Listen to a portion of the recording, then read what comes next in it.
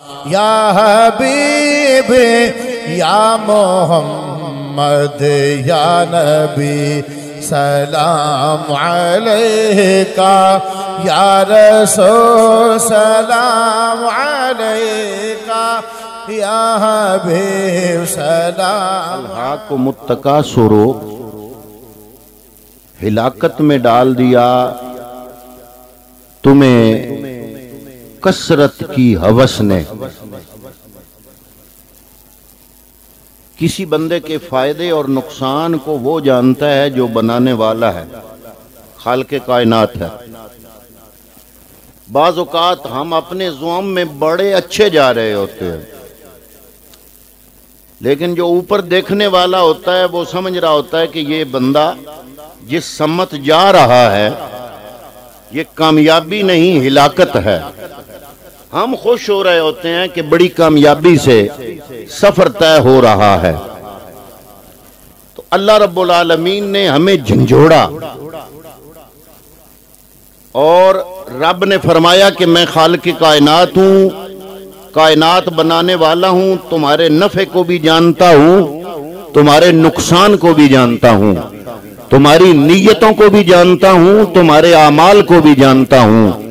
जो चीजें तुम्हारी आंखें देख सकती हैं मैं उन्हें भी जानता हूं, और जो तुम नहीं देख सकते, तुम्हारी आंखों से जो चीजें ओझल हैं, मैं रब वो चीजें भी जानता हूं। तो अल्लाह रब्बुल आलमीन वो अलीमुम बिज़ातिस सुदूर जो बात फरमा रहा है, बात बड़ी काबिले गौर है। अल्लाह रब्बुल इज्जत ने फरमाया अल्हाकुम मुत्तकासुर, ऐ लोगो तुम्हें हिलाकत में डाल दिया, तुम्हें हिलाकत में डाल दिया तकासर ने। तकासर का माना क्या है? उलमाए मुफस्सिरीन फरमाते हैं अल्लाह रब्बुल आलमीन ने सूरह मुकद्दसा के पहले लफ्ज में इंसानी एक बीमारी का जिक्र फरमाया जिसको नफ्सियाती बीमारी का नाम दिया जा सकता है। उलमा फरमाते हैं कि इंसान एक नफ्सियाती बीमारी का शिकार हो जाता है, उसके दिल में कसरत की तलब, कसरत की ख्वाहिश, दुनिया की हवस, एक दूसरे से आगे बढ़ने का जज्बा, अपनी जिंदगी मयारी बनाने की दौड़, मयारे जिंदगी बेहतर बनाने की मसाबकत, बुलंदिए मकाम, बुलंदिए दराजात और बुलंदिए मकान, ये ऊंचा ऊंचा दूसरों से करने की मुसाबकत, दौड़ है, मुकाबला है। हर बंदे का मुकाबला है अपने दूसरे भाई से, हर बंदा मुकाबला कर रहा है अपने हमसाए से, हर बंदा मुकाबला कर रहा है अपने हम जाए से, हर बंदा मुकाबला कर रहा है अपने कजन से, अपने रिश्तेदारों से। फलां इतना ऊंचा मकान बना गया, मैं भी इतना ऊंचा मकान बनाऊं, फलां जिंदगी में ये चीज हासिल कर गया, मैं भी हासिल करूं। हजरात मोहतरम, इस बीमारी को नफ्सियाती बीमारी कहा जाता है, और अल्लाह रब्बुल आलमीन ने इस बीमारी का तज़किरा कुरान मजीद की इस आयत मुकद्दसा के अंदर बयान फरमाया। इसका ये मतलब नहीं, ये ना समझना कि इस्लाम हमें रिज़्क़े हलाल कमाने से मना करता है, रिज़्क़े हलाल कमाने से मना करता है या हौसला शिकनी करता है, नहीं। बल्कि पैगम्बर अकरम ने फरमाया अल कासिबु हबीबुल्लाह, मेहनत की कमाई करने वाला अल्लाह का दोस्त है। कमाई करने में नीयत का फर्क होता है। एक बंदे की नीयत है कि मैं मेहनत करूं, मेरी जरूरियात जिंदगी पूरी हो, मेरे जिम्मे मेरी औलाद के जो वाजिब हकूक हैं, वालिदैन के जो वाजिब हकूक हैं, मेरी चार दीवारी के अंदर मेरे जेरे कफालत लोगों के जो खाने पीने और पहनने के वाजिब हकूक मेरे जिम्मे है, मैं कमाई करूं हक हलाल की, वो जिम्मेदारियां अदा करूं। ये नीयत रखना इस्लाम के नजदीक सिर्फ अच्छा नहीं, बल्कि ये नीयत रखना ऐन इबादत है। इसके लिए कमाई करना, अपनी जरूरियात जिंदगी के लिए कमाई करना, औलाद के हुकूक वाजिबा अदा करने के लिए कमाई करना, वालिदैन के हुकूक वाजिबा अदा करने के लिए कमाई करना, जरूरियात जिंदगी को पूरा करने के लिए इस जिंदगी के अंदर हक हलाल की कमाई करना, इसका इस्लाम हुक्म देता है, इसकी हौसला अफजाई करता है। सिर्फ हौसला अफजाई नहीं करता बल्कि इस्लाम कहता है कि ऐसी कमाई करने वाला अल्लाह रब्बुल आलमीन की इबादत में मसरूफ होता है। इससे मना नहीं किया, मना किया तकासर से, मना किया मुकाबला आराई से। हजरात मोहतरम, मुझसे बेहतर आप जिंदगी के हालात को जानते हैं, मुआशरे के मद्देनजर और उतार चढ़ाव के मामलात को मुझसे बेहतर आप समझने वाले हैं। आए रोज ये जो हादसात हो रहे होते हैं, कभी किसी समंदर में कश्ती उलट जाती है, कभी किसी समंदर में कश्ती उलट जाती है। रोजी की तलाश में वालिदैन अपनी नौजवान औलाद को बाहर भेजते हैं, ख्वाब देखते हैं ये जनाब हमसाए ने ऊंचा मकान बना लिया, बच्चे को बाहर भेजो मैं भी ऊंचा मकान बना लूं। जान पे खेलने के लिए, अपनी जान पे खेल कर माल कमाने की हवस, दूसरे से आगे बढ़ के माल कमाने की हवस, और ये हवस और हिरस जब हद से बढ़ती है, या ये बीमारी नफ्सियाती रूहानी बीमारी जब बढ़ जाती है तो बंदे के अंदर से फिर जायज और नाजायज की तमीज को मिटा देती है, हलाल और हराम के फर्क को खत्म कर देती है। इसलिए कुरान मजीद ने इब्तदा में इस नफ्स, इस ख्वाहिश नफ्स की बीमारी को कंट्रोल करने के लिए हमें हुक्म दिया। एक होता है जरूरियात जिंदगी चलाने के लिए हक हलाल की मेहनत करना, मजदूरी करना, एक होता है मुकाबला आराई करना, दूसरे से तफाखर करने के लिए, दूसरे से अपने आप को बढ़ा चढ़ा कर बयान करने के लिए, और ये चीज हमारे मुआशरे के अंदर मौजूद है। हज़रात मोहतरम, एक दूसरे से मुसाबकत लेने की कोशिश, मुकाबला आराई, जिंदगी के हर मैदान में मुसाबकत है, मुकाबला आराई है। अल्लाह रब्बुल आलमीन ने यही तो इरशाद फरमाया, अल्हाकुमुत तकासुर, हिलाकत में डाल दिया, हिलाकत में डाल दिया तुम्हें तकासुर ने। या अल्लाह, ये तकासुर क्या है?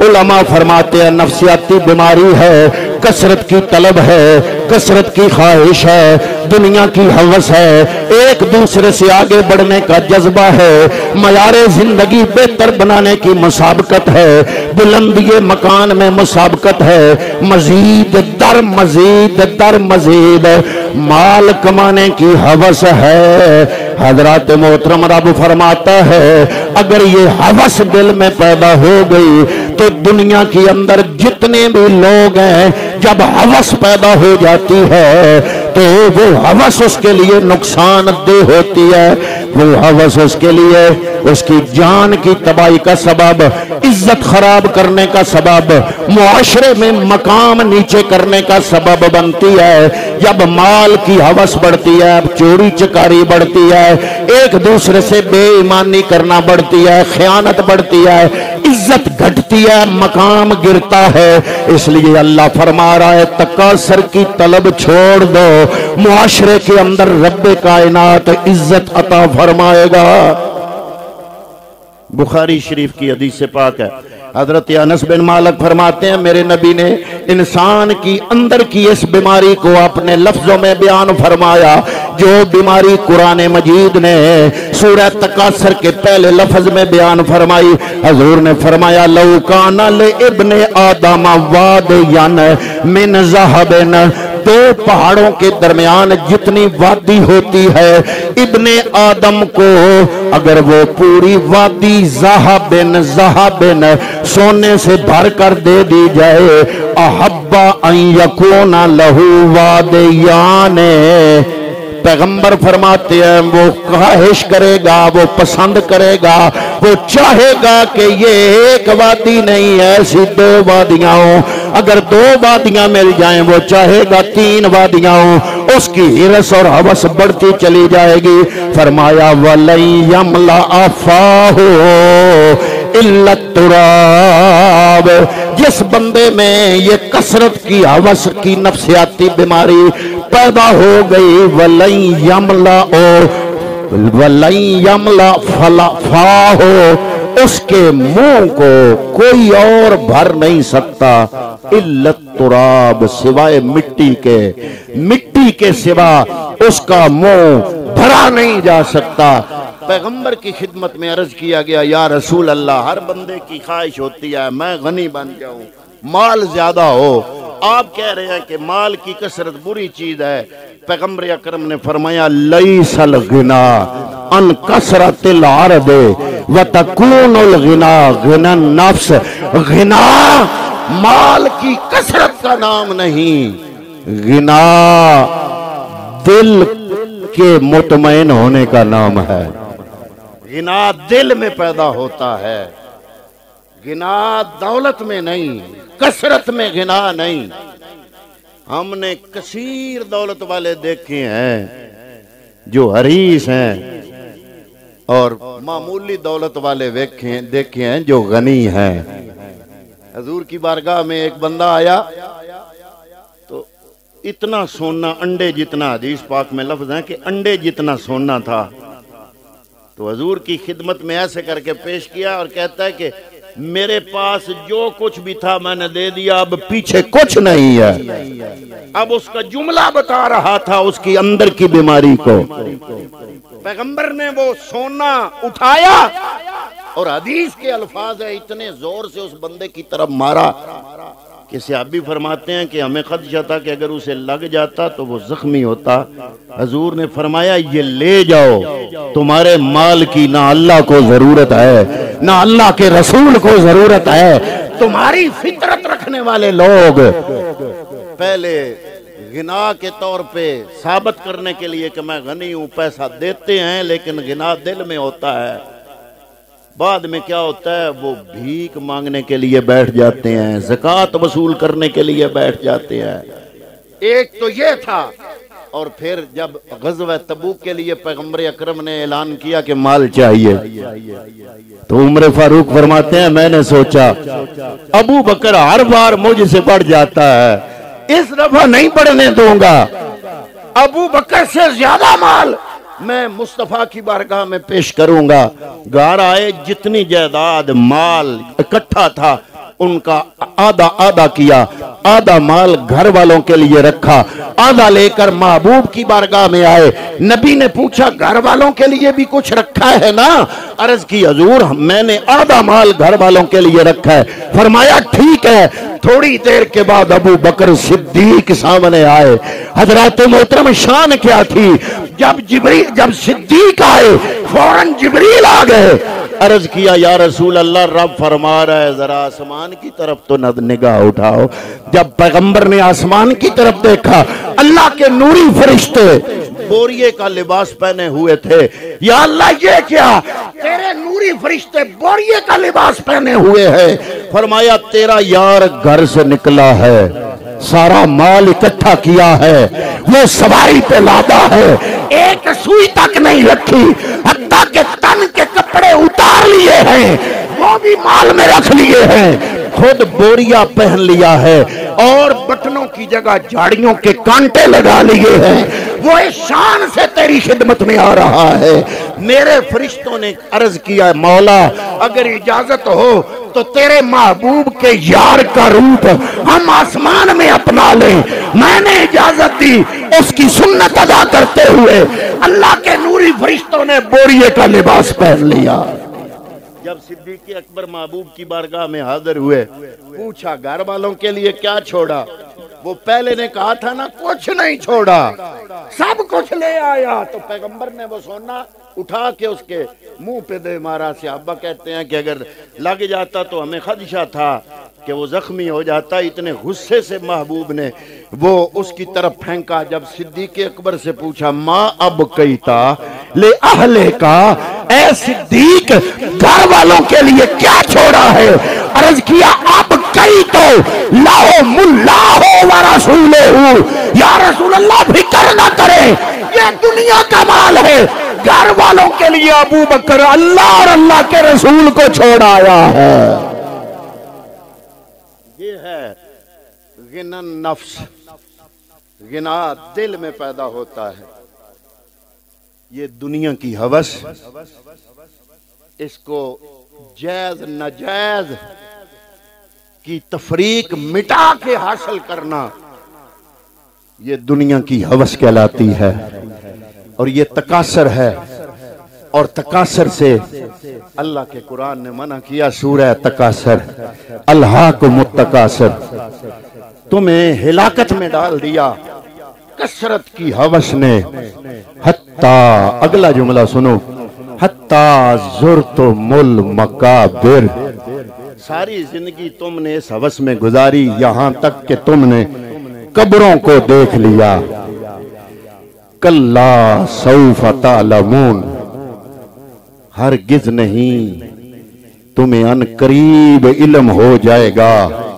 सुम्मा कल्ला सौफ तालमून, फिर हरगिज नहीं, तुम्हें अनकरीब इल्म हो जाएगा। इमाम जाफर सादिक अलैहिस्सलाम से किसी ने सवाल किया, ये 2 मर्तबा क्यों आया है? कल्ला सौफ तालमून, सुम्मा कल्ला सौफ तालमून। फरमाया पहला कल्ला तालमून जो है वो ये बता रहा है कि रब फरमा रहा है कि तुम्हें दुनिया में ही आंख बंद होने से पहले पता चल जाएगा कि कसरत की हवस ने तुम्हें हिलाकत में डाल दिया। और दूसरा कल्ला सौफ तालमून फरमाया कयामत के लिए है कि जब तुम कयामत के दिन जाओगे अल्लाह की बारगाह में तो तुम्हें यकीन हो जाएगा। और इसकी वजाहत अगली आयतों में है। फरमाया लतरवुन्नल जहीम, ला ताकीद के लिए, तारा वुन्नल जहीम, तुम यकीनन जहन्नम देखोगे। सुम्मा लतरवुन्ना ऐनल यकीन, फिर तुम्हें यकीन ऐनुल यकीन हासिल होगा। और जब तुम्हें ऐनुल यकीन हासिल होगा तो फिर तुम क़यामत के दिन हक्कुल यकीन पर उस वक्त फायद होगे जब तुम खुद जहन्नम का ईंधन बनोगे। एक होता है इल्मुल यकीन, एक होता है ऐनुल यकीन, एक होता है हक्कुल यकीन। कोई आपको कहे कि आग जलाती है, ये इल्मुल यकीन है, ये इल्म है। और अगर आप हाथ उस आग के करीब करें, तपश महसूस हो, खुद आग जलाएं, उसकी तपश महसूस हो, तो ये है ऐनुल यकीन। और जब हाथ उस आग के अंदर रखें और आपका हाथ जले तो ये है हक्कुल यकीन। तो फरमाया दुनिया में मैं रब तुम्हें आखिरत की खबर दे रहा हूं, तुम्हें इल्मुल यकीन है, ऐनुल यकीन और हक्कुल यकीन तुम्हें कयामत के दिन होगा। लेकिन उलमा फरमाते हैं रब ने ये भी जो जुमला बोला ना कि तुम्हें दुनिया में ऐनुल यकीन है, ये भी उनके लिए बोला जो दुनिया में अल्लाह के अहकामात को महसूस करते हैं, रब का कुर्ब महसूस करते हैं। कुछ को दुनिया में भी इल्मुल यकीन की मंजिल भी नहीं मिलती। अगर इल्मुल यकीन हासिल होता तो इतनी मस्जिदें वीरान ना होती। अगर इल्मुल यकीन हासिल होता इतना रब पे जो कमजोर ईमान है वो ना होता। अगर इल्मुल यकीन हासिल होता तो हम दुनिया को तरजीह ना देते, आखिरत को तरजीह देते। उलमा फरमाते हैं अल्लाह तो फरमा रहा है कि तुम्हें दुनिया में इल्मुल यकीन हासिल होगा, ऐनुल यकीन और हक्कुल यकीन क़यामत के दिन मिलेगा। लेकिन ये ऐनुल यकीन की बात भी, इल्मुल यकीन की बात भी अल्लाह उनके लिए कर रहा है जो अल्लाह के रास्ते पे चल पड़ते हैं। फिर अगली आयत जो है फरमाया सुम्मा लतुसअलुन्ना यौमइज़िन अनिन नाईम, फिर तुमसे पूछा जाएगा दुनिया की नेमतों के बारे में।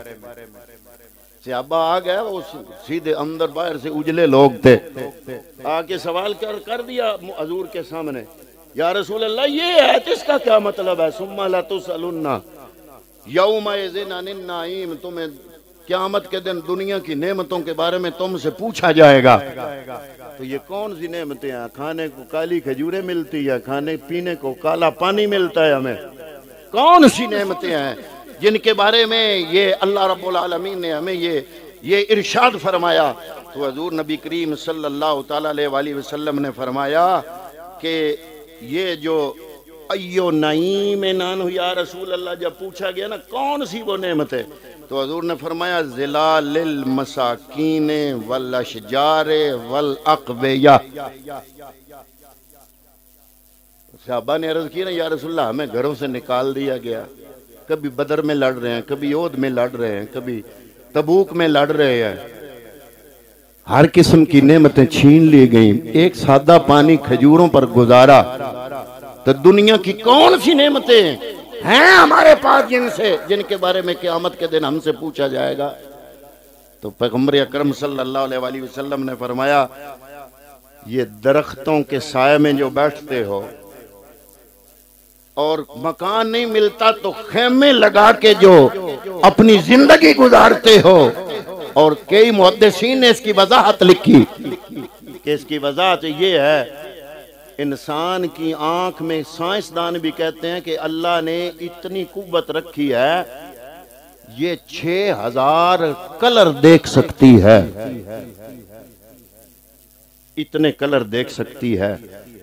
और इंसान की जो सूंघने की कुव्वत है, साइंस भी आजकल कहती है कि 3000 किस्म की खुशबुएं सूंघ सकती है।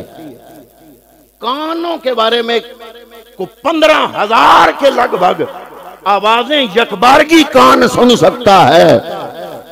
तो उलमा फरमाते हैं, अल्लाह की नेमतों का इदराक करना चाहते हो तो महीने में 1-2 बार अस्पताल का चक्कर लगा लिया करो। कई मिल जाएंगे जो बात तक नहीं जा सकते, लेटे लेटे 10-10 साल बिस्तर पे लग के उनको गुजर गए, जिस्म में सुराख पड़ गए, जिस्म जख्मी हो गया, बिस्तर पे लेट लेट के। अगर आंख की कदर पूछना चाहते हो अंधे से पूछो, अगर गोयाई जबान की कदर देखना चाहते हो तो गूंगे से देखो। कभी कभी अस्पताल का चक्कर लगा लिया करो, जहां पे चीख चिंगार आपको सुनाई देगी, और अल्लाह की बारगाह में फिर आप शुक्र अदा करेंगे कि रब्बे कायनात, यहाँ पे कोई किसी बीमारी का मरीज है, कोई तेरा शुक्र है कि तूने मुझे जिस्मानी सेहत अता फरमाई थी। तो क्या हम इस जिस्मानी सेहत का अच्छा इस्तेमाल कर रहे हैं? पैगंबर अकरम ने फरमाया कि जब सुबह हो तो शाम का इंतजार न करो, शाम हो तो सुबह का इंतजार न करो, जवानी हो तो बुढ़ापे का इंतजार न करो, और अगर सेहत है तो मर्ज का इंतजार न करो। रब ने सेहत दी तो कुछ नेकियां कमा लो। देखो कभी मस्जिद में जाके उन लोगों को जिनको तड़प है कि अब हम सजदा करें, अब सारी जिंदगी बाहर गुजार के अल्लाह की बारगाह में आए हैं, कोई एक तो सजदा कर लें, लेकिन कुर्सी पे बैठे हैं, सजदा नहीं कर सकते। आज जवान हो, तुम्हें सेहत अल्लाह ने दी है, आज जमीन पे जबीन रख के सजदा कर सकते हो। इस मौके को गनीमत समझो, अल्लाह को, अल्लाह के साथ ताल्लुक पैदा करो। हम मुसलमानों की सबसे बड़ी कमजोरी ये है कि हमारा अल्लाह के साथ ताल्लुक कमजोर है। आइए आज से अपने अंदर से वादा करें कि अपना ताल्लुक कम अज कम अल्लाह से तो मजबूत बनाए। आइए मैं अमूमन मिसाल देता हूँ, ये मोबाइल है ना, दिन में 3 मरतबा किसी की मिस कॉल आए ना तो मैं फौरन उसको फिर कॉल करता हूँ, भाई इसने 3 मरतबा कॉल किया, मैं तो फिर भी इंसान हूँ। रब फरमाता है कि ये कैसे हो सकता है कि 5 मरतबा मुझे मिस कॉल करो। चलो कॉल ना सही यार, हम गुनाहगार हैं, हमसे अल्लाह को कॉल नहीं हो सकती, हम सियाकार हैं। मैं कहता हूं कोशिश तो करें, हमारी 5 वक्त की हाजिरी गोया मिस कॉल है रब की बारगाह में। मिस कॉल तो दो। वो वासफ अली वासफ ने बड़ा खूबसूरत जुमला बोला था, बुलाते रहो, दरवाजा खटखटाते रहो, कभी तो ऊपर से कोई खिड़की खुलेगी, कोई सार बाहर आएगा, पूछेगा कौन हो, क्या चाहते हो, मिस कॉल तो दो। हमने अल्लाह को मिस कॉल देना बंद कर दिया। हम एक एमपीए से, एमएनए से, एसी से, डीसी से ताल्लुक कायम रखना चाहते हैं कि काम पड़ेगा तो आसानी होगी। रब कहता है इतना ताल्लुक कभी मुझसे बना लो, तुम्हें दुनिया की मोहताजी ना होने दूं, तेरे सारे काम में खुदा खुद संभाल लूं। अल्लाह फरमाता है कि मुझे एक मर्तबा मेरा बंदा कहता ना लब्बैक, एक मर्तबा या अल्लाह कहता तो मैं जवाब देता हूँ 70 मर्तबा लब्बैक या अब्दी। और अगर कोई मेरी तरफ एक बालिश्त बढ़ता है तो मैं पूरा हाथ उसकी तरफ बढ़ता हूँ। एक हाथ बढ़ता है तो मैं पूरे 2 हाथ उसकी तरफ बढ़ता हूँ। और अगर कोई यामिशी मेरी तरफ चल के आता है हार वाला तन, मैं उसकी तरफ दौड़ के जाता हूँ। फरमाया अल्लाह तो अपने बंदे की तौबा का इंतजार इतना करता है जितना एक भूखा और प्यासा इंतहा दर्जे का पानी और रोटी का इंतजार करता है। तेरा रब तेरी तौबा का इंतजार कर रहा है, तेरा रब तेरा इंतजार कर रहा है। मेरा बंदा आए, मेरा दरवाजा खटखटाए। तो हजरात मोहतरम, ये जो दिन गुजर रहे हैं अपने आप को तैयार करने के हैं। आगे रमज़ान और मुबारक आ रहा है, उसके लिए अल्लाह की बारगाह में हमें माफ़ी मांगनी चाहिए और अल्लाह की बारगाह में अपना ताल्लुक कायम रखना चाहिए, ताकि जब रमज़ान का महीना शुरू हो तो हमारी रूह दिल धुल कर पाक और साफ हो चुकी हो और हम रमज़ान की सारी बरकतों को अपने दामन में समेट सकें।